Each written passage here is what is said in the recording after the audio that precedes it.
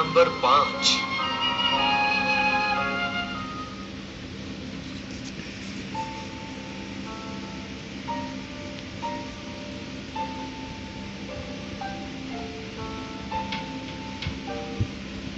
पहला सैमुएल 26 बाब 23वीं आयत। और खुदाबंद हर शख्स को उसकी सदाकत और दयानतदारी के मुवाफिक अज्र देगा, क्योंकि खुदाबंद ने आज तुझे मेरे हाथ में कर दिया था, पर मैंने ना चाहा कि खुदाबंद के ममसूब पर हाथ उठाऊं।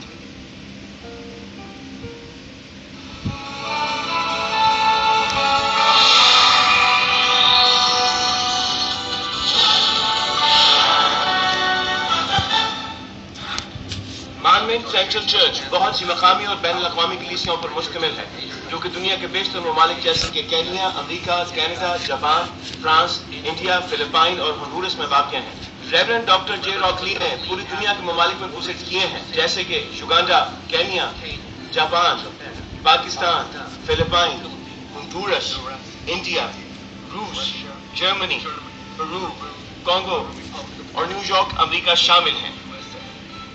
हालिया क्रूसेड जो कि मेडिसन स्क्वायर गार्डन में हुआ, 200 से ज्यादा ममालिक में सैटेलाइट के जरिए नशर किया गया। उनकी रूहानी और शिफाई इबादत को 200 से ज्यादा ममालिक में सैटेलाइट, रेडियो, टीवी और इंटरनेट के जरिए नशर किया गया है। सन 2000 में युगांडा में मुनक़दा इंजील मुक़द्दस क्रूसेड को CNN पर भी दिखाया गया और इन क्रूसेड की बुनियाद पर उन्हें बेदारी का आलमगीर रहनुमा करार दिया गया।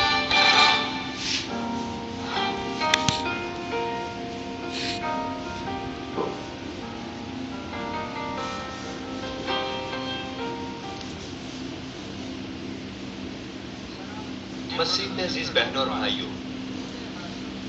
ये इबादत नेकी का 5वां इजलास है और मैं दाऊद की नेकी के बारे में मनादी करूंगा। खुदा ने दाऊद को इसराइल के पहले बादशाह साउल के बाद बतौर तख्त का वारिस मसा किया। जब इसराइलियों ने अपने आखिरी काजी सैमुएल से इसराइल का बादशाह मुकर्रर करने को कहा, तो उसने ना चाहते हुए साउल को मुकर्रर किया। पहले तो साउल हलीम आता था, लेकिन बादशाह की हैसियत से तख्त पर बैठने के बाद वो मुतकब्बर हो गया और खुदा के कलाम की फरमानी करने लगा। खुदा ने सैमुएल नबी के जरिए कई बार साउल को तंबीह की, मगर साउल ने अपनी तंबीह को मुस्तरद किया और खुदा की नाफरमानी जारी रखी। आखिर खुदा ने साउल को छोड़ने का फैसला किया और अपने दिल के मुवाफिक आदमी को तलाश किया, और वो दाऊद था।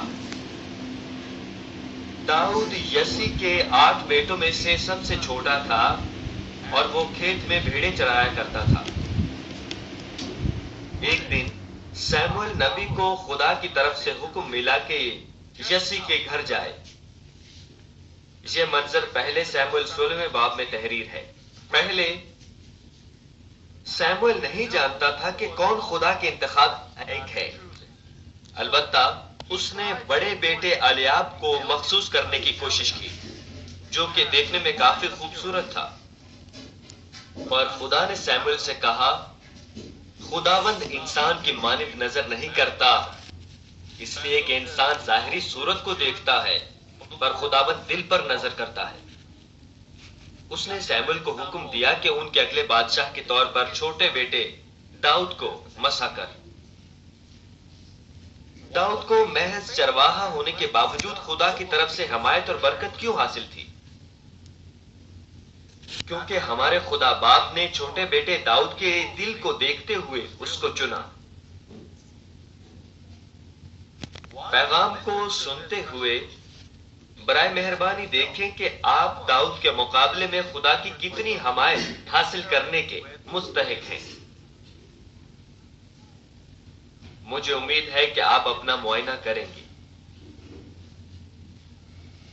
अजीज बहनों और भाइयों, खुदा के दाऊद को नेक समझने की वजह यह थी कि जब बुत परस्तों की तरफ से खुदा के नाम की तहकीर की गई थी, तो दाऊद ने खामोश ना रहते हुए हौसला किया था।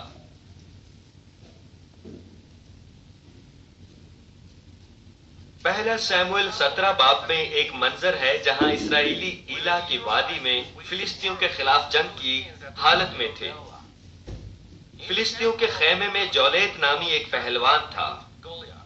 उसका कद 3 मीटर यानी 9 फुट था और उसके सर पर पीतल का खुद था और वो पीतल की जर्रा पहने हुए था जो तोल में 5000 पीतल की मिस्काल के बराबर थी। वो इतना ताकतवर था कि सिर्फ उसके नेजे का वजन 57 किलोग्राम तकरीबन 125 पाउंड था। जोलेत खड़ा हुआ और इसराइल के लश्कर को पुकार कर उनसे कहने लगा कि तुमने आकर जंग के लिए क्यों सफराई की? क्या मैं फिलिस्ती नहीं और तुम साउल के खादिम नहीं? सो अपने लिए किसी शख्स को चुनो जो मेरे पास उतर आए। अगर वो मुझसे लड़ सके और मुझे कत्ल कर डाले तो हम तुम्हारे खादिम हो जाएंगे, पर अगर मैं उस पर गालिब आऊं और उसे कत्ल कर डालूं तो तुम हमारे खादिम हो जाना और हमारी खिदमत करना। फिर उस फिलिस्ती ने कहा कि मैं आज के दिन इसराइल की फौजों की फसीहत करता हूँ, कोई मर्द निकालो ताकि हमसे लड़े। वो 40 दिन हर सुबह और हर शाम को यही अल्फाज बोलता रहा, मगर साउल और तमाम इसराइली हरासा और निहायत डरे हुए थे, हालांकि वो बुलंद आवाज में खुदा की तहकीर करता था। दाऊद जंग की तरफ आया। वो वहां जंग में हिस्सा लेने नहीं बल्कि अपने भाइयों और बाप के हुक्म पर उनके लिए खाना लेकर आया था। जब वो वहां पहुंचा, उसने एक फिलिस्ती को बुलंद आवाज में खुदा की तहकीर करते हुए देखा और उसकी ललकार पर इसराइलियों को खौफ में उससे भागते हुए देखा और सुना। और दाऊद ने उन लोगों से जो उसके पास खड़े थे पूछा कि जो शख्स इस फिलिस्ती को मारकर ये नंग इसराइल से दूर करे उससे क्या सुलूक किया जाएगा, क्योंकि यह नामख्तून फिलिस्ती होता कौन है कि वो जिंदा खुदा की फौजों की फसीहत करे। और दाऊद ने साउल से कहा कि उस शख्स के सबब से किसी का दिल न घबराए, तेरा खादिम जाकर उस फिलिस्ती से लड़ेगा। तब दाऊद ने अपनी लाठी अपने हाथ में ली और उस नाले से 5 चिकने चिकने पत्थर अपने वास्ते चुनकर उनको चरवाहे के थैले में जो उसके पास था यानी झूले में डाल लिया और उसका फलाखुन उसके हाथ में था। फिर वो उस फिलिस्ती के पास चला और दाऊद ने उस फिलिस्ती से कहा कि तू तलवार, भाला और बर्छी लिए हुए मेरे पास आता है, पर मैं रब्बुल अफ़वाज के नाम से जो इसराइल के लश्करों का खुदा है जिसकी तूने फजीहत की है, तेरे पास आता हूं। जब वो फिलिस्ती बढ़कर दाऊद पर हमला करने लगा तो दाऊद ने जल्दी की और लश्कर की तरफ से फिलिस्ती से मुकाबला करने को दौड़ा। उसने अपने थैले में से एक पत्थर लिया और फलाखुन में रखकर उस फिलिस्ती के माथे पर मारा और वो पत्थर उसके माथे से अंदर घुस गया और वह जमीन पर मुंह के बल गिर गया। जैसे ही वो फिलिस्ती मारा गया तो इसराइलियों के हौसले बुलंद हो गए और वो उन फिलिस्तियों को मुकम्मल तौर पर शिकस्त देने में कामयाब हुए। क्योंकि दाऊद अपने दिल से खुदा का खौफ मानता और उससे मोहब्बत रखता था, वो खुदा के नाम की फजीहत सुनकर ठहर नहीं सका। जैसे पहला यूहन्ना 4 बाब की 18वीं आयत कहती है, मोहब्बत में खौफ नहीं होता बल्कि कामिल मोहब्बत खौफ को दूर कर देती है। दाऊद जोलेत से नहीं डरता था क्योंकि वो अपने दिल में खुदा से मोहब्बत रखता था। अगर आप अपने खुदा बाप या अपने चर्च से हकीकतन दिल की गहराई से मोहब्बत रखेंगे तो आपका खौफ जाता रहेगा, क्योंकि वो दिल की गहराई से उसे प्यार करता था।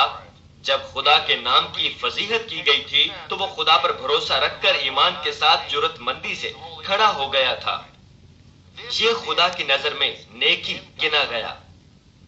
फर्ज कीजिए आपके बाप या मां को कोई मार रहा है, आप नेकी में किस किस्म का अमल करेंगे? कोई आपके माँ बाप की बेइज्जती कर रहा है, वो उसके गाल पर तमाचा मारता है, उसके मुंह पर थूकता है और उन पर लानत करता है। आपका क्या ख्याल है, कुछ किए बगैर देखते रहना नेकी है? क्या खौफ में साकिन खड़े रहना नेकी है? क्या पीछे हट जाना नेकी है? अपने वालिदैन की बेइज्जती होते हुए देखना क्या नेकी है? क्या आपके लिए खामोशी से ये सोचते रहना ठीक है कि आपको किसी से झगड़ना नहीं चाहिए बल्कि हर किसी के साथ सुलह रखनी चाहिए और हर किसी के लिए हलीम रहना चाहिए? अगर आप इसलिए रुक जाते हैं कि अगला शख्स ताकतवर नजर आता है और आपके लिए उस शख्स के खिलाफ खड़े होना किसी काम का नहीं, तो क्या ये कोई माकूल बहाना है? उस सूरत हाल में खामोशी से खड़े रहना نہ تو اپنے ماں باپ کی عزت کرنا ہے اور نہ ہی خدا کی نظر میں نیکی ہے۔ بے شک میرا یہ مطلب نہیں کہ کسی شخص کے ساتھ جھگڑا کرنا چاہیے۔ ہماری مذہبی زندگی میں بعض اوقات ہمیں داؤد کی طرح جرأت سے کھڑے ہونا چاہیے کہ کوئی خدا کی بے عزتی نہ کرے، لیکن بعض ایماندار آگے آنے سے گھبراتے ہیں یا جرأت نہیں کرتے کیونکہ وہ نقصان یا چوٹ سے ڈرتے ہیں۔ یہ اس لیے کہ وہ خدا پر ایمان نہیں رکھتے جو ان کی بہتری کے لیے کام کرتا ہے۔ جو اس سے محبت رکھتے ہیں وہ اپنے دل سے اس پر بھروسہ رکھتے ہیں۔ وہ خدا کے نام کی فضیحت کو روکنے کے لیے اپنی زندگیاں داؤ پر لگا دیتے ہیں۔ دیگر الفاظ میں آپ جرأت سے کھڑے نہیں ہوتے۔ میں امید کرتا ہوں کہ آپ کو احساس ہوگا کہ خدا کی بادشاہی کی تکمیل کے لیے اس کے جلال کی خاطر داؤد کی طرح کھڑے ہونا بھی خدا کی نظر میں ایک نیکی ہے۔ ساکن کھڑے رہنے کا ایک وقت ہے اور عمل میں کھڑے ہونے کا بھی ایک وقت ہے۔ یہاں ذرا سوچئے کہ یسوع نے ان کے ساتھ کیا کیا جو خدا کی مقدس ہیکل میں ناجائز کاروبار کیا کرتے تھے۔ مرکز 11 باب کی 15 سے 17 آیات کہتی ہیں، پھر وہ یروشلم میں آئے اور یسوع ہیکل میں داخل ہو کر ان کو جو ہیکل میں خرید و فروخت کر رہے تھے باہر نکالنے لگا اور صرافوں کے تختوں اور کبوتر فروشوں کی چوکیوں کو الٹ دیا۔ دیکھیں ہمارے خداوند نے کیا کیا۔ وہ ہیکل میں داخل ہوا اور ان لوگوں کو باہر نکال دیا جو ہیکل میں خرید و فروخت کرتے تھے۔ یہ کہتی ہے ہیکل میں، لیکن اس کا مطلب عبادت خانہ نہیں۔ یہ ہیکل کے صحن کی طرف اشارہ کرتی ہے۔ صحن اور عبادت گاہ سب ہیکل ہی کہلاتے ہیں۔ اس کے علاوہ ان دنوں میں آپ عبادت گاہ میں آنے کی جرأت نہیں کرتے۔ صرف سردار کاہنوں اور کاہنوں کو سال میں ایک بار اجازت ہوتی تھی۔ کوئی عام آدمی اندر نہیں آ سکتا تھا۔ بس ہمارے خداوند نے تختوں اور چوکیوں کو الٹ دیا۔ اس نے ان کو صرف دھکے ہی نہیں دیے، اس نے ان کو الٹ دیا تھا۔ خداوند کس قدر غصے میں ہوا ہوگا۔ اور اس نے کسی کو ہیکل میں سے ہو کر کوئی برتن لے جانے نہ دیا، اور اپنی تعلیم میں ان سے کہا، کیا یہ نہیں لکھا کہ میرا گھر سب قوموں کے لیے دعا کا گھر کہلائے گا؟ مگر تم نے اسے ڈاکوؤں کی کھو بنا دیا ہے۔ یسوع فرماتا ہے کہ خدا کی ہیکل دعا کا گھر ہے۔ وہ فرماتا ہے کہ یہ گھر خدا باپ کی عبادت کرنے کے لیے ہے، اور وہ جگہ ہے جہاں خدا باپ سکونت کرتا ہے۔ یسوع اتنا حلیم اور نرم مزاج تھا کہ وہ جھگڑا یا شور نہیں کرتا تھا، اور نہ بازاروں میں کسی نے اس کی آواز سنی۔ وہ مسلے ہوئے سرکنڈے کو نہیں توڑتا تھا، نہ ٹمٹماتی بتی کو بجھاتا تھا۔ تو بھی اس نے جرأت کے ساتھ یہ کیا کیونکہ وہ خدا کی ہیکل کی بے حرمتی دیکھ کر خاموش نہیں رہ سکتا تھا۔ اگر آپ واقعی خدا سے محبت رکھتے ہیں تو آپ کو یسوع کی مانند خدا کی بادشاہی کے لیے جرأت کرنی چاہیے۔ عزیز بہنوں اور بھائیوں، جیسے اوپر کہا گیا، چونکہ داؤد خدا سے محبت رکھتا تھا اس لیے اس نے ایمان اور جرأت کے ساتھ فلسطی جولیت کو مارا اور اس نے اسی پر توکل کیا، اور پھر اسرائیلی فلسطیوں پر غالب آئے۔ پہلے تو ساؤل داؤد سے خوش ہوا جس نے بادشاہی کو بچانے کے لیے جولیت کو شکست دی، اور اس نے اسے ایک سردار مقرر کر دیا۔ جب داؤد اور ساؤل فتح حاصل کرنے کے بعد گھر لوٹ رہے تھے، اسرائیل کے سارے شہر سے عورتیں گاتی ہوئی باہر آ گئیں۔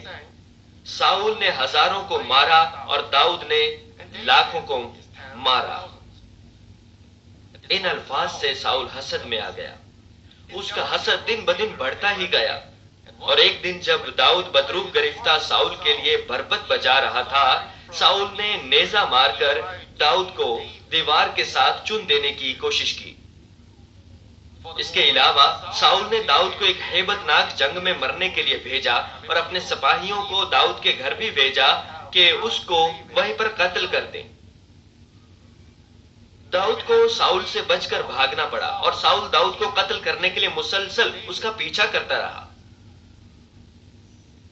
لیکن اس سے چھپتے چھپاتے ہوئے داؤد کو بدلہ لینے کا ایک بہترین موقع بھی ملا۔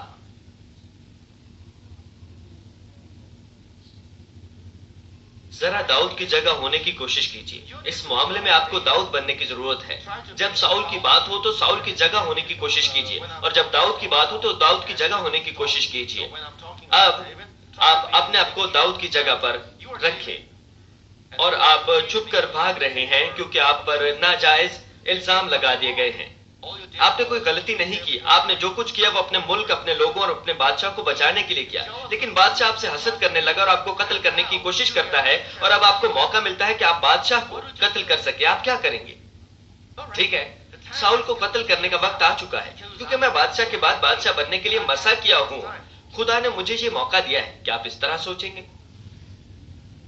جب داؤد عین جدی کے بیابان میں تھا، ساؤل بھی اسی غار میں آ گیا جہاں پر داؤد چھپا ہوا تھا۔ اگر آپ اسرائیل جائیں تو وہاں اس قسم کی بہت سی بے شمار غاریں پائی جاتی ہیں۔ یہ منظر پہلا سیموئل 24ویں باب میں نظر آتا ہے۔ اس صورتحال میں داؤد کے آدمیوں نے داؤد کو مجبور کیا کہ ساؤل کو مار ڈالے، اور داؤد کے لوگوں نے اس سے کہا، دیکھ یہ وہ دن ہے جس کی بابت خداوند نے تجھ سے کہا تھا کہ دیکھ میں تیرے دشمن کو تیرے ہاتھ میں کر دوں گا، اور جو تیرا جی چاہے سو تو اس سے کرنا۔ سو داؤد اٹھ کر ساؤل کے جبے کا دامن چپکے سے کاٹ لے گیا، اور اس کے بعد ایسا ہوا کہ داؤد کا دل بے چین ہوا، اس لیے کہ اس نے ساؤل کے جبے کا دامن کاٹ لیا تھا، اور اس نے اپنے لوگوں سے کہا کہ خداوند نہ کرے کہ میں اپنے مالک سے جو خداوند کا ممسوح ہے ایسا کام کروں کہ اپنا ہاتھ اس پر چلاؤں، اس لیے کہ وہ خداوند کا ممسوح ہے۔ یہ کہتی ہے کہ وہ خداوند کا ممسوح ہے۔ اس نے اپنے لوگوں کو بھی ساؤل پر حملہ کرنے کی اجازت نہ دی۔ داؤد نہیں چاہتا تھا کہ اس کے لوگ ساؤل کو قتل کریں، بلکہ داؤد نے ان کو حکم دیا کہ ساؤل کو قتل نہ کریں۔ جب ساؤل ان سے دور چلا گیا، داؤد اچھے اور حلیم الفاظ میں ساؤل کو پکارا اور اس کو بتایا کہ میں تجھے قتل کرنے کی خواہش نہیں رکھتا۔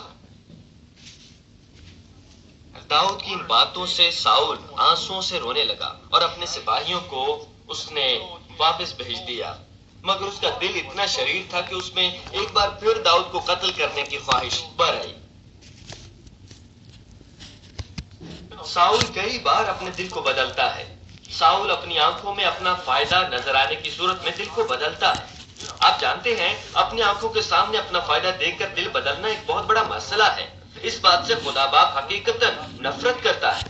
خدا باپ دل بدلنے والے آدمی کو برکت نہیں دے گا، نہ وہ ان لوگوں کو استعمال کر سکتا ہے۔ جب آپ دل کی اس تبدیلی سے چھٹکارا پائیں گے، آپ خدا باپ سے محبت بھی حاصل کریں گے اور خدا باپ سے برکات بھی پائیں گے۔ کیوں؟ اس لیے خدا باپ آپ پر اعتماد کر سکتا ہے۔ جب آپ میں دل کی تبدیلی نہیں ہوتی، جب آپ وفادار دل رکھتے ہیں، آپ باپ کا اعتماد حاصل کر سکتے ہیں۔ کیا آپ نہیں سوچتے کہ خدا باپ ان کو اس وقت برکت دے گا جب آپ پر اعتماد کرے گا اور آپ سے محبت کرے گا؟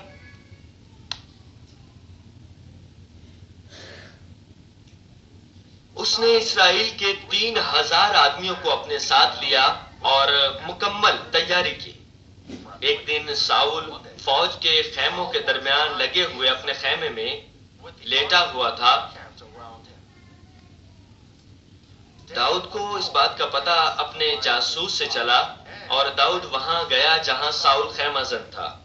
ساؤل نہیں جانتا تھا کہ اس کے آس پاس کیا ہو رہا ہے، کیونکہ خدا نے ان پر گہری نیند بھیج دی تھی۔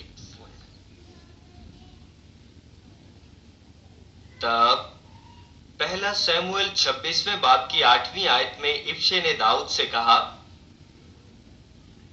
خدا نے آج کے دن تیرے دشمن کو تیرے ہاتھ میں کر دیا ہے، سو اب تو ذرا مجھ کو اجازت دے کہ نیزے کے ایک ہی وار میں اسے زمین سے پیوند کر دوں، اور میں اس پر دوسرا وار کرنے کا بھی نہیں۔ ذرا اس کے بارے میں سوچیے، اس کے لوگوں کو جاننا چاہیے تھا کہ نازک جگہ کہاں پر ہے۔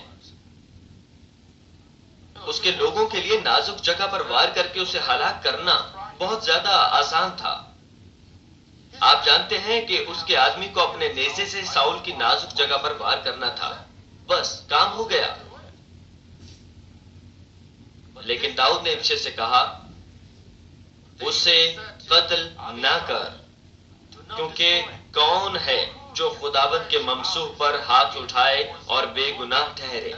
اور داؤد نے یہ بھی کہا کہ خداوند کی حیات کی قسم خداوند آپ اس کو مارے گا یا اس کی موت کا دن آئے گا یا وہ جنگ میں جا کر مرے گا، لیکن خداوند نہ کرے کہ میں خداوند کے ممسوح پر ہاتھ چلاؤں، پر ذرا اس کے سرہانے سے یہ نیزہ اور پانی کی سراہی اٹھا لے، پھر ہم چلیں گے۔ بس داؤد نے ساؤل کے سرہانے پر پڑا نیزہ اور پانی کی سراہی اٹھا لی اور پہاڑی پر جا کر کچھ فاصلے پر کھڑا ہو گیا۔ وہاں اس نے لشکر کو آواز دی اور پھر انہیں بتایا کہ وہ ساؤل کو مارنے کی نیت پہ نہیں تھا۔ پھر پہلا سیموئیل 26ویں باب کی 23ویں آیت میں داؤد نے کہا، اور خداوند ہر شخص کو اس کی صداقت اور دیانتداری کے موافق اجر دے گا، کیونکہ خداوند نے آج تجھے میرے ہاتھ میں کر دیا تھا، پر میں نے نہ چاہا کہ خداوند کے ممسوح پر ہاتھ اٹھاؤں۔ تب ساؤل پھر داؤد کی طرف مڑا اور کہا، اے میرے بیٹے داؤد، تو مبارک ہو، تو بڑے بڑے کام کرے گا اور ضرور فتح مند ہوگا۔ سو داؤد اپنی راہ چلا گیا اور ساؤل اپنے مکان کو لوٹا۔ مسیح میں عزیز بہنوں اور بھائیوں، یہ آیات ہمیں داؤد کی دوسری نیکی بتاتی ہے۔ داؤد اپنی جان کے خواہاں دشمن سے نیکی کے ساتھ پیش آیا اور بھلے الفاظ کے ساتھ دشمن کے دل کو چھو لیا۔ وہ جانتا تھا کہ خداوند کے ممسوح کو قتل کرنا خداوند کے لیے ناقابل قبول ہوگا، اور وہ خدا کی مرضی پر چلتا تھا۔ وہ اعمال کے ساتھ خدا کی پسندیدہ مرضی کو پورا کرتا تھا۔ اگرچہ داؤد کو اپنا پیچھا کرنے والے ساؤل کو قتل کرنے کا دوبارہ بھی موقع ملا، وہ اس کے ساتھ نیکی سے پیش آیا اور اس نے خدا کی کامل مرضی کو پورا کیا۔ ذرا سوچئے، کون ہے جو دشمن سے بدلہ لینے کا موقع ملنے پر بھی قتل کی نیت سے اپنا پیچھا کرنے والوں کی جان بخشی کر دے؟ بے شک آج کا قانون اس سے منع کرتا ہے، لیکن اگر قانون آڑے نہ آتا تو آپ کیا کرتے؟ فرض کیجئے آپ نے ایک انسان ہونے کے فرض کے تحت اپنے دشمن کی جان بخشی کر دی اور اسے دکھایا کہ آپ اسے قتل نہیں کرنا چاہتے تھے، لیکن دشمن پھر آپ کو قتل کرنے کے لیے آپ کا پیچھا کر رہا ہے۔ جب آپ کو اپنا پیچھا کرنے والے دشمن کو مارنے کا دوبارہ موقع ملتا ہے تو کیا آپ دشمن کی جان بخشی کر کے اس کے ساتھ نیکی سے پیش آ سکتے ہیں؟ ایک بار آپ نے اسے قتل کر دیا تو کھیل ختم ہو جائے گی۔ آپ کو ادھر ادھر بھاگنے کی ضرورت ہی نہیں، اور آپ کو اپنی جان بچانے کے لیے پریشان ہونے کی ضرورت نہیں۔ آپ کو چھپنے کی بھی ضرورت نہیں، آپ کے خاندان اور پڑوسیوں کو تکلیف اٹھانے کی بھی ضرورت نہیں۔ داؤد نیک دل تھا اور لا تبدیل طور پر نیکی کیا کرتا تھا، بس وہ خدا کی نیک مرضی کو پورا کر سکتا تھا۔ وہ جانتا تھا کہ خدا نے اپنے ممسوح کو قتل کرنے سے ہر کسی کو منع کر رکھا ہے، اور اس نے اپنے لوگوں کو حکم دیا کہ خدا کی مرضی کے پیچھے چلو۔ اگرچہ اس کو خدا کے نبی نے اگلے بادشاہ کے طور پر مسح کیا تھا، اس نے خود بادشاہ بننے کے لیے موجود بادشاہ ساؤل کو قتل کرنے کی کوشش نہ کی، اور نہ یہ ضد کی کہ اس کو تخت پر بٹھانا خدا کی مرضی ہے۔ وہ اپنے دل سے خدا پر توکل کرتا تھا، بس اس نے آخر تک ہر چیز خدا کے ہاتھوں میں دیے رکھی تاکہ خدا اپنی مرضی کو پورا کر سکے۔ لیکن بہت سے لوگ اس طرح کے نہیں ہوتے۔ جب ان کی آنکھوں کے آگے فائدہ ہو، وہ آسانی سے یہ نہیں کرتے۔ وہ صرف خدا پر توکل نہیں کرتے، وہ ہر چیز خدا پر نہیں چھوڑتے، وہ مکاری کر جاتے ہیں اور وہ اپنی مرضی پوری کرتے ہیں۔ خدا کی نظر میں یہ دل مکار دل ہوتا ہے۔ بس میں خدا کے مسح کیے ہوئے خادموں اور ایلڈرز کے ساتھ کبھی اپنی مرضی کا سلوک نہیں کرتا۔ اگرچہ ان میں سے بعض نے چرچ کو نقصان بھی دیا، لیکن میں نے ان کو خدا کی رہنمائی پر چھوڑ دیا کیونکہ میں ان کو خدا کے ممسوح سمجھتا تھا۔ آپ کیا سوچتے ہیں؟ کیا آپ نے خدا کے خادموں یا ایلڈرز کی بدگوئی کی یا ان پر تہمت بازی کی کیونکہ وہ آپ کی نظر میں قابل قبول نہیں ہیں؟ کیا آپ نے ان کے بارے یہاں وہاں کوئی افواہیں پھیلائیں اور ان کے بارے میں بڑبڑائے؟ آپ کو اپنے آپ سے پوچھنا چاہیے۔ مجھے امید ہے کہ آپ سمجھتے ہیں کہ اگر آپ نے یہ کیا ہے تو آپ خدا کی نیکی سے بہت دور ہیں۔ داؤد نے صرف ساؤل سے نیکی ہی نہیں کی، صرف ظاہری طور پر اچھا برتاؤ نہیں کیا کہ وہ خدا کا ممسوح تھا، وہ سچے دل سے چاہتا تھا کہ ساؤل ہر چیز میں خوشحال ہو، اور اچھے الفاظ میں ساؤل کو تسلی دینے کی کوشش کرتا تھا۔ جب داؤد کو معلوم ہوا کہ ساؤل اور اس کے لوگوں کو فلسطینیوں سے شکست ہوئی ہے اور ساؤل نے خودکشی کر لی ہے تو وہ آنسوؤں کے ساتھ رویا اور فاقہ کیا۔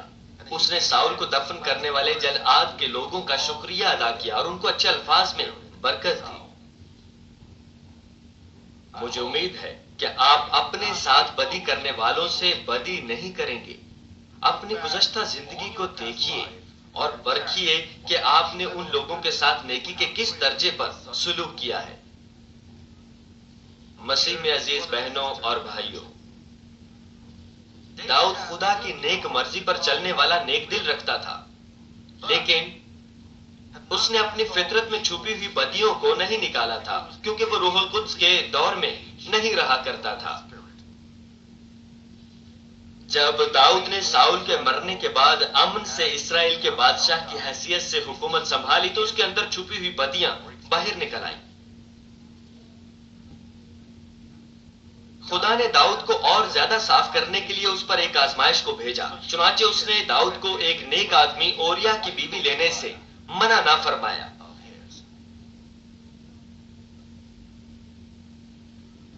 داؤد نے اپنے گناہ کو چھپانے کی غرض سے اوریا کو ایک خطرناک جنگ میں بھیج دیا تاکہ وہ غیر اقوام کے ہاتھوں مارا جائے۔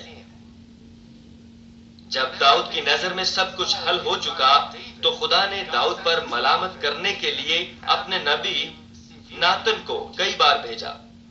نبی نے 2 سموئیل 12 باب کی 9 آیت کے پہلے حصے میں داؤد سے کہا، سو تو نے کیوں خداوند کی بات کی تحقیر کر کے اس کے حضور بدی کی؟ اور اس نے داؤد کو تفصیلاً ملامت کی۔ جو ہی داؤد کو خدا کے نبی سے ملامت ہوئی، اس نے فوراً اپنے گناہ سے توبہ کی اور کہا، میں نے خداوند کا گناہ کیا۔ اگرچہ داؤد ایک بادشاہ تھا، جب اسے ملامت کی گئی تو اس نے فوراً توبہ کی، اس نے اسی وقت توبہ کی۔ یہ تھا اس کا نیکی والا دل، کیونکہ اس نے فوراً توبہ کر لی تھی۔ ناتن نے جواب دیا، خداوند نے بھی تیرا گناہ بخشا۔ خدا پہلے ہی جانتا تھا کہ جب داؤد کو ملامت کی جائے گی تو وہ توبہ کرے گا۔ خدا نے اسے اس کے دل سے چنا، اس کے نیک دل سے، اس لیے جب اسے ملامت کی گئی تو اس نے فوراً توبہ کر لی۔ تو مرے گا نہیں۔ داؤد کا گناہ بخشا گیا، چنانچہ وہ نہیں مر رہا تھا۔ اس کا گناہ معاف ہو چکا تھا اور وہ اپنے گناہ میں نہیں مرا۔ کیا ہنوک بیمار ہو کر مرا؟ اسے تو زندہ اٹھا لیا گیا تھا۔ خدا باپ ہنوک سے اتنی محبت رکھتا تھا کہ اسے اپنے ساتھ رکھنا چاہتا تھا۔ البتہ خدا نے اسے پہلے ہی اٹھا لیا۔ ہنوک پاک تھا۔ آپ کو اسے صحیح طور سے سمجھنا چاہیے۔ خدا نے اسی وقت داؤد کا گناہ بخش دیا تاکہ وہ اسی وقت مر نہ جائے۔ تو بھی چونکہ تو نے خداوند کے دشمنوں کو کفر بکنے کا موقع دیا ہے، اس لیے وہ لڑکا بھی جو تجھ سے پیدا ہوگا مر جائے گا۔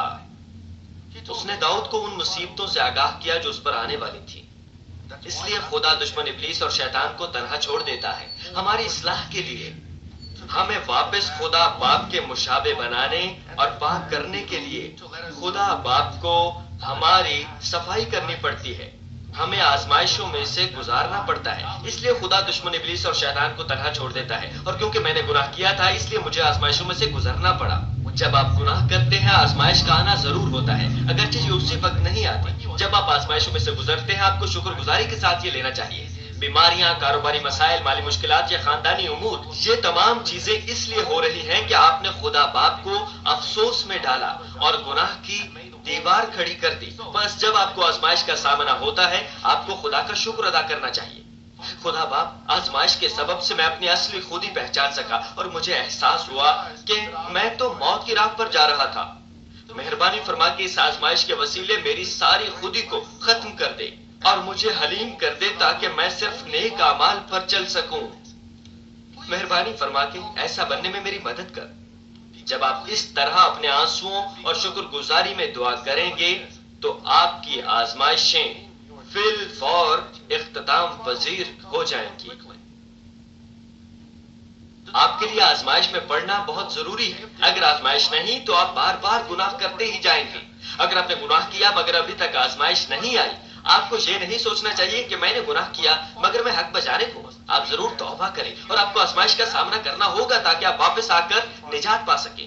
لیکن اگر آپ توبہ نہیں کرتے، اگر آپ واپس نہیں آتے اور اگر آپ نجات نہیں پا سکتے تو خدا آپ پر آزمائش نہیں بھیجے گا. اس لیے عبرانیوں کہتی ہے خدا تم کو سزا نہیں دے گا، خدا آپ کو شیطان کے ہاتھوں میں چھوڑ دے گا. چنانچہ ضرور ہے کہ جب آپ گناہ کریں تو توبہ میں اپنے دل کو پھاڑیں اور اپنے آپ اور خدا باپ کے درمیان سے گناہ کی دیوار کو گرائیں. اگر خدا آپ کے دل کی تحقیق کرتا اور فرماتا ہے کہ ٹھیک ہے بیٹا تو حقیقت میں اپنے گناہ سے باز آ گیا ہے، تب اگر آپ کو یہ کرنا ہو تو آزمائش کا سامنا کرنا پڑے گا. آزمائش نہ پڑنے سے بہتر ہے کہ آزمائش آئے. آپ نے گناہ کیا مگر آزمائش نہیں آئی تو خدا آپ کی طرف سے منہ پھیر چکا ہے، تب یہ بہت ہیبت ناک ہے. لیکن اگر آپ نے کوئی گناہ نہیں کیا بلکہ روشنی میں رہتے ہیں، آپ بالکل کسی چیز کے لیے پریشان نہیں ہوں گے. آپ کو پریشان ہونے کی ضرورت ہی نہیں. اگر آپ کو آزمائش کا سامنا کرنا بھی پڑے تو یہ برکت کی آزمائش ہے. آپ پر اس لیے آزمائش آ رہی ہے کیونکہ خدا آپ کو برکت دینا چاہتا ہے. آپ آزمائش پر غالب آنے سے محبت اور ایمان رکھیں. اگر آپ اس پر ایک بار غالب آ جائیں تو آپ برکت ہی پائیں گے. بڑی آزمائش بڑی برکت. خدا کی برکت یقیناً آتی ہے. آپ کو پریشان ہونے کی ضرورت نہیں، اس لیے آپ کو خدا کی دی ہوئی آزمائش کے لیے شکر گزار ہونا چاہیے. چنانچہ نبی داؤد کو وہ آزمائشیں بتائیں جو آنے والی تھیں.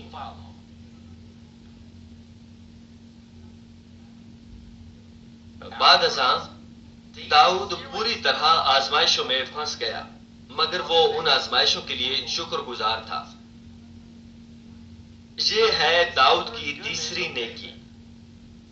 اگرچہ وہ ایک بادشاہ تھا، جب اس سے ملامت کی گئی تو اس نے فوراً اپنے گناہ سے توبہ کی اور اپنے اوپر آنے والی آزمائشوں کے لیے شکر گزار بھی ہوا. آزمائش دردناک تھی مگر داؤد نے شکر گزاری کے ساتھ سہی. حالانکہ اس کا بیٹا مر گیا تو بھی وہ شکر گزار تھا. جب اس کا بیٹا بیمار تھا تو داؤد نے فاقہ کیا. اگر میں فاقہ کروں تو کیا خدا مجھے معاف کر دے گا؟ اس نے اس طرح فاقہ کیا مگر اس کا بیٹا مر گیا. خدا نے داؤد کا بیٹا لینے کا فیصلہ کر رکھا تھا، لہٰذا اس کا بیٹا مر گیا. اب جب داؤد کا بیٹا مر گیا تو اس نے کیا کیا؟ اس نے فاقہ ختم کیا، خوشی کی. کیوں؟ اس لیے کہ خدا نے اپنی مرضی سے اس کا بیٹا لے لیا تھا. اگرچہ میرے فاقے کا جواب نہ ملا، میں خوش اور شکر گزار تھا. اس کے آس پاس کے لوگ حیران تھے. داؤد نے اپنے بیٹے کو بچانے کے لیے خدا کے سامنے فاقہ کیا تھا مگر جب اس کا بیٹا مر گیا تو وہ خوش تھا. وہ داؤد کے اصلی دل کو نہیں جانتے تھے. جب ایمان کی شروعات کرنے والوں کو ملامت کی جاتی ہے تو وہ شکر گزار ہوتے ہیں اور خود کو تبدیل کرنے کی کوشش کرتے ہیں. لیکن جب وہ ایمان میں ترقی کر جاتے ہیں تو ان میں سے بہت سارے ملامت سے خوش نظر نہیں آتے. لیکن نیک دل لوگ اگر ان کو ایک چھوٹا سا بچہ بھی راستے میں ملامت کرے تو وہ اس کو خوشی اور آمین سے قبول کرتے ہیں. اگرچہ داؤد بادشاہ کے تخت پر بیٹھ گیا تھا، اس نے رضامندی سے خدا کے نبی کی ملامت کو سنا اور فوراً اپنی راہوں کو تبدیل کیا. آزمائشوں میں سے گزرتے ہوئے اس نے حلیمی میں پوری طرح خود کو نیچا کر دیا اور ان آزمائشوں کے لیے شکر ادا کیا. اپنے بیٹے ابی سلوم کی بغاوت کے باعث شاہی عدالت سے مفروری کے دوران سمئی نے داؤد پر لعنت کی اور ان پر پتھر پھینکے. وہ ایک عام آدمی تھا. داؤد کے لوگوں میں سے ایک نے کہا کہ وہ اسے قتل کر دے گا مگر داؤد نے اسے روک دیا. ایک عام آدمی بادشاہ پر لعنت کر رہا تھا. وہ بہت سے محافظوں اور سپاہیوں کی پناہ میں تھا. ایک بار داؤد ایک حکم دیتا تو وہ آدمی قتل کر دیا جاتا. لیکن جب داؤد کے لوگوں میں سے ایک آدمی داؤد کے پاس قتل کی اجازت لینے آیا تو داؤد نے اجازت نہ دی. داؤد ایک بادشاہ تھا. اس کے بارے میں سوچیں. داؤد ایک بادشاہ تھا اور اس کی یہ بے عزتی ایک عام آدمی نے کی اور اس پر لعن طعن ہو رہی تھی مگر پھر بھی داؤد نے اسے قتل کرنے کی اجازت نہ دی. اگر آپ اس کی جگہ ہوتے تو کیا کرتے؟ کیا آپ غضبناک نہ ہو جاتے اور آدمی کو قتل نہ کروا دیتے؟ مگر داؤد نے ایسا نہیں کیا. آپ ضرور سمجھیں کہ اس کی نیکی کا درجہ کتنا بلند تھا. یہ روح القدس کا زمانہ بھی نہیں تھا. اگر داؤد آج کی طرح روح القدس سے رہنمائی پا رہا ہوتا تو کیا ہوتا؟ اس کی نیکی کا درجہ کیا ہو چکا ہوتا. روح القدس ہر چیز میں داؤد کی رہنمائی کرتا، لیکن پھر بھی داؤد نیکی کے اس درجے پر پہنچ چکا تھا، اس لیے وہ عظیم تھا. اگرچہ روح القدس آپ کے دل میں رہتا ہے اور آپ کی رہنمائی بھی کرتا ہے، آپ داؤد کے مقابلے میں نیکی کا وہ درجہ نہیں پا سکے. اس لیے آسمان میں داؤد کی حیثیت بہت اعلیٰ ہے. وہ ایک ایسا برتن رکھتا تھا. دوسرا سیموئیل 16 باب کی 11 سے 12 آیات میں داؤد نے کہا، دیکھو میرا بیٹا ہی جو میرے صلب سے پیدا ہوا میری جان کا طالب ہے. بس اب یہ بنیامینی کتنا زیادہ ایسا نہ کرے، اسے چھوڑو اور لعنت کرنے دو، کیونکہ خداوند نے اسے حکم دیا ہے. شاید خداوند اس ظلم پر جو میرے اوپر ہوا ہے نظر کرے، اور خداوند آج کے دن اس کی لعنت کے بدلے مجھے نیک بدلہ دے. جی ہاں، جب داؤد آزمائشوں میں سے گزر رہا تھا، اس نے نہ شکایت کی، نہ کسی دوسرے کو مصیبت کا سبب قرار دیا، مگر اس نے ان آزمائشوں کو رضامندی سے خدا کی طرف دیکھتے ہوئے لیا، جو اس کو ان آزمائشوں کے ذریعے مزید کامل کرنے والا تھا. آپ کا کیا حال ہے؟ کیا جب آپ کو کچھ آزمائشوں کا سامنا ہو تو آپ نے شکایت کی، یا آپ نے حلقہ احباب میں سے کسی کو اپنی تکلیف کا سبب ٹھہرایا؟ کیا آپ نے آزمائشوں سے نفرت کی، یا یہ سوچتے ان سے شکایت کی کہ آپ کو کیوں ان میں سے گزرنا پڑا؟ نیک دل لوگ اپنی مصیبتوں کو اپنے حالات یا اپنے حلقہ احباب کے لوگوں سے منسوب کرنے کی بجائے مڑ کر خود کو دیکھیں گے، اور وہ اپنی نیکی میں خدا کی مرضی کو سمجھیں گے جس نے آزمائشوں کو ان پر آنے کی اجازت دی، اور خدا کا شکر ادا کریں گے. جب آپ آزمائش میں پڑتے ہیں یا جب آپ کو حادثہ پیش آتا ہے، برائے مہربانی جو ابھی کہا اس کو یاد کریں. تب آپ واضح طور پر خود کو دیکھیں گے اور توبہ کریں گے. وہ اپنے دل سے ایوب 23 باب کی 10 آیت کے الفاظ کا اقرار کریں گے، یہ کہتے ہوئے کہ لیکن وہ اس راستے کو جس پر میں چلتا ہوں جانتا ہے، جب وہ مجھے تالے گا تو میں سونے کی مانند نکل آؤں گا. اور وہ ان آزمائشوں میں کامیاب ہونے کے قابل ہوں گے. کوئی تو بہت جلدی آزمائش کو ختم کر لیتا ہے، لیکن دوسرے اسے جلدی ختم نہیں کر پاتے. بعض لوگ بہت دیر لگا دیتے ہیں. یہ آپ کے اعمال پر ہے. آپ کے دل، ایمان، محبت، اعمال ان پر منحصر ہے. آزمائش جلد ختم ہو جاتی ہے یا یہ ختم ہونے میں بہت لمبا وقت لے جاتی ہے. داؤد کو کئی آزمائشوں میں سے گزرنا پڑا، لیکن جب وہ نیکی کے ساتھ ان میں سے گزر گیا تو وہ عین خدا کے دل کے موافق آدمی بن گیا، اور اس کو آسمان میں بلند ترین حیثیت دی گئی، اور وہ زمین پر بادشاہ کی عزت پانے کے ساتھ ساتھ ہمیشہ کے لیے عظیم الشان رتبے کے جلال اور عزت کا مزہ لے گا. پیغام کا خلاصہ یہ ہے، مسیح میں عزیز بہن اور بھائیو، ہم نے داؤد کی 3 قسم کی نیکیوں پر غور کیا.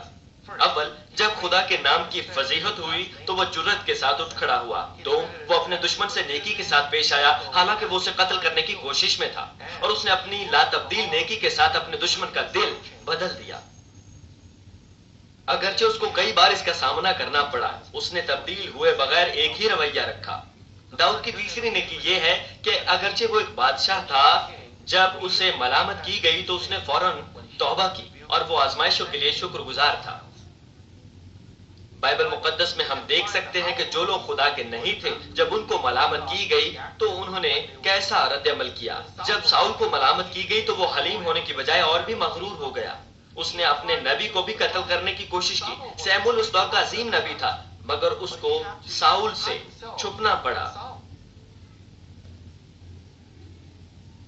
بائبل مقدس میں اور بھی بہت سے بادشاہ ہیں جو پہلے اچھے تھے اور خدا سے محبت رکھا کرتے تھے،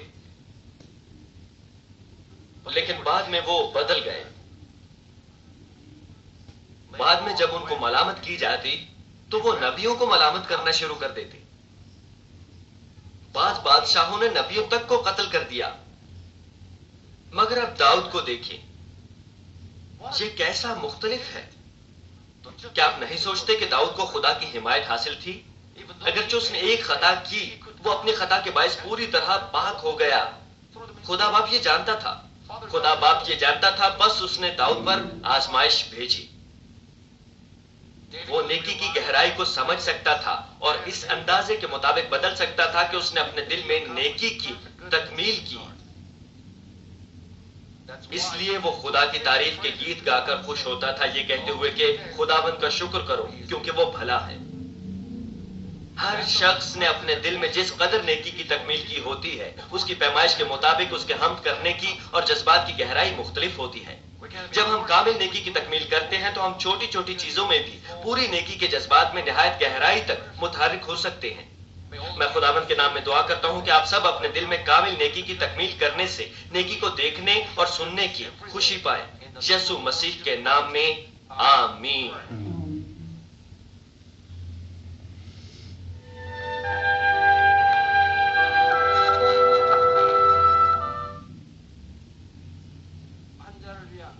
بیماروں کے لیے دعا. میں ان سب لوگوں کے لیے دعا کروں گا جو بیمار ہیں. آپ اپنے بدن کے اس حصہ پر اپنا ہاتھ رکھ لیں جہاں پر بیماری ہے اور اس دعا سے استفادہ کیجیے.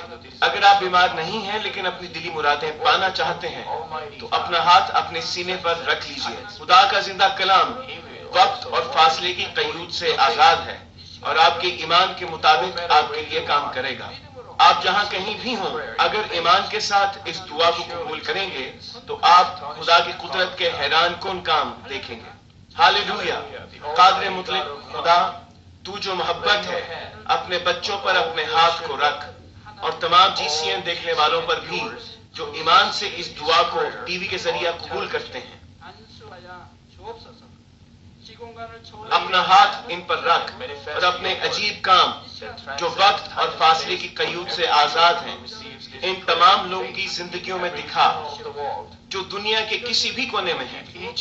ان کو ایسا ایمان عطا فرما جس کے وسیلہ سے ان کے تمام شکوک و شبہات ختم ہو جائیں.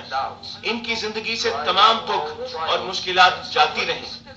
روح القدس کی آگ سے جلا کر اور یسوع کے پاک خون کے وسیلہ سے دھو کر پاک کر دے. سر سے لے کر پاؤں تک سارے جسم میں خدا کی عظیم تخلیقی قوت آشکار ہو.